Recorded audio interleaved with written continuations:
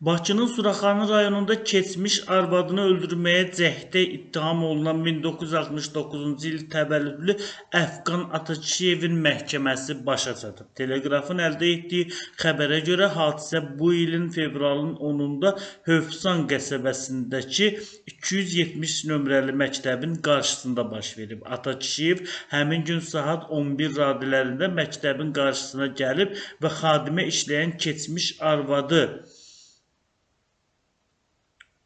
Gülsadət Həmidova ilə görüşüb. O bircə yaşadıkları dövrdə keçmiş arvadından ona və övladlarına sərf etdiyi pulu geri istəyib. Rədd cavabı aldıqda qəzəblənərək qisas alacağını bildirib oradan uzaqlaşıb. Yaxınlıqda yerləşən kirayə evinə gedib özünə məxsus kəsici aləti götürüb və təkrar məktəbin qarşısına gəlib. Keçmiş arvadının işdən çıxmasını gözləyib saat 15 radələrində qadın işdən çıxdıqda üzərinə hücum edib kəsici alətlə onun boğaz nahiyəsinə zərbələr vurub. Vaxtında tibbi yardım göstərildiyi üçün Həmidovanın həyatını xilas etmək mümkün olub. İstintaq orqanı tərəfindən Atakişiyevin barəsində Cinayət Məcəlləsinin 2920.2.2 xulqanlıq niyyəti ilə adam öldürməyə cəhd 221.3-cü bu məcəllənin 221.1-ci və ya 221.2-ci maddələrində nəzərdə tutulmuş əməllərin silahdan və ya silah qismində istifadə olunan əşyaların istifadə edilməklə törədilməsi, zərərçəkmiş şəxsə zor tətbiq olunması ilə yaxud özgənin əmlakının məhv edilməsi və ya zədələnməsi ilə müşayiət olunan xulqanlıq hərəkətləri maddələri ilə ittiham elan edilib.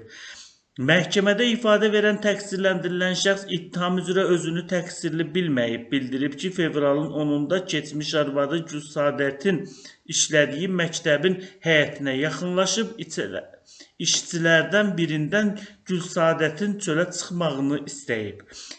Yanıma gəldikdə ondan sənədlərimi, şəkillərimi, həmçinin 1996-cı ildən 2024-cü ilə tarixədək ona və uşaqlarımıza çəkdiyim xərcləri tələb etdim. Gülsadət, get tullan, harada yaşayırsan yaşa, deyərək əl-qol hərəkətləri etdi, mənə cavab verdi. Mən ona səhər gələcəyimi dedim, sənədlərimi hazır eləməyini tapşırdım və oradan ayrıldım. Lakin Gülsadətlə uzun müddət ər-arvad münasibətində olduğumdan onun mənə göstərdiyi rəftarı unuda bilmədim. Məktəbin həyətinə geri qayıtdım. Gülsadətin məktəbdən çıxaraq evə yox, 9 mərtəbədə deyilən yerə tərəf getdiyini gördüm. Ona yaxınlaşıb bildirdim ki, uşaqlarla birləş pulumu ödə, deyə o ifadəsində göstərib. Təqsirləndirilən şəxs qeyd edib ki, 2024-cü ilin fevral ayında keçmiş arvadı Gülsadətlə uşaqlarının kirayə pulunu və digər əşya xərclərini ödəyib. Çəkdiyim xərcləri geri tələb etdim. Gülsadətin mənə kobud cavab verməsi xoşuma gəlmədi. Bu səbəbdən onu cəzalandırmaq qərarına gəldim. Gülsadət 9 mərtəbə deyilən yerə doğru getdikdə onu təqib etdim. Dediyi sözləri əsəbləşdiyimdən cibimdəki rezaqla boğazını kəsdim. Rezaqı Gülsadətin bədəninin hansı hissələrinə vurmağımı xatırlamıram. Ətrafda heç kim yox idi. Sonradan kimsə məni saxladı və bəsdir, artıq vurma dedi. Oradan gedib məktəbin arxasındakı kafedə araq içdim, deyə təqsirləndirilən şəxs ifadəsində göstərib. Təqsirləndirilən şəxs ifadəsinin sonunda əlini qana bulaşdırdığı üçün peşman olduğunu bildirib. İş üzrə zərər çəkmiş Gülsadət Həmidovanın sözlərinə görə 2013-cü ildən orta məktəbdə xadimə işləyir. Əfqanla 1992-ci ildən 2024-cü ilə qədər rəsmi nikahda olmuşam. 2024-cü ilin fevral ayında rəsmi qaydada boşanmışıq. Birgə nikahdan 2 oğul övladımız var.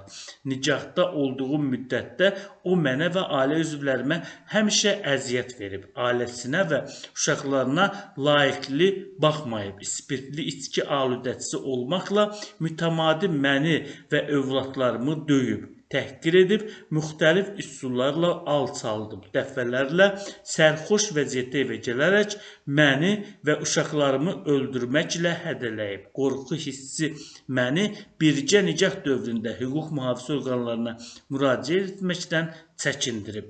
Əfqan alkoqol və narkotik istifadəçisi olub deyə zərərçəkmiş şəxs ifadəsində göstərib. Zərərçəkmiş şəxsin sözlərinə görə keçmiş əri hadisədən əvvəl oğlunun 44 günlük vətən müharibəsində iştirakı ilə əlaqədar verilən evi sataraq ona pul verilməsini istəyib. Həmçinin birgə nicahdan olduğumuz müddətdə mənə və övladlarımıza sərf etdiyi pulu geri qaytarmağımı tələb etdi. Ona məndən əl çəkməyi bildirdim. Mən məktəbdən çıxanda qəfil arxadan yaxınlaşdı, söz deyəcəyini bildirdi və boğazımda olan şərfi aralayaraq rezaqla xəsarət yetirməyə başladı. Saçımdan tutaraq məni yerə yıxdı, xəsarət yetirməyə davam etdi.